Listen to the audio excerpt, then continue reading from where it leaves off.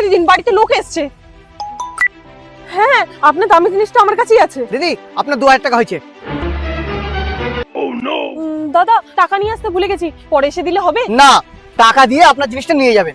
ঠিক আছে দাদা, জিনিসটা একটু সাবধানে রাখবেন। দাদা দেখুন তো, কে দেখেছেন? ইনি একটা চোর। হ্যাঁ, একটু আগেই একটা জিনিস রেখে বাকিতে মাল নিয়ে গেছে। আচ্ছা দেখুন তো, এই বক্সটা কিনা, এর মধ্যে মিনিমাম 1 লাখ টাকার মাল আছে। 1 লাখ টাকার মাল? তাহলে তো ফায়দা নিতেই হয়। না না স্যার, এটা না। মিথ্যা কথা বলছিস তুই না? চ থানায় চ। স্যার সত্যি আমি বলছি, আমি ওকে চিনি না স্যার। স্যার এইসব পুলিশ মুলিশের ঝামেলার মধ্যে আমি পড়তে যাই না স্যার। স্যার আপনি অল্প কিছু নিয়ে একটু ব্যাপারটা এখানে মিটিয়ে নিন স্যার, প্লিজ। আচ্ছা ঠিক আছে, দে। ঠিক আছে, আর মনে রাখবি, মেয়েটাকে যদি আবার দেখিস তাহলে থানাতে জানাবি।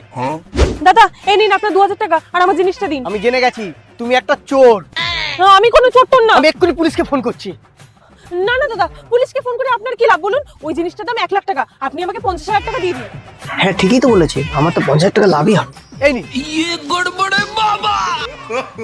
কি হলো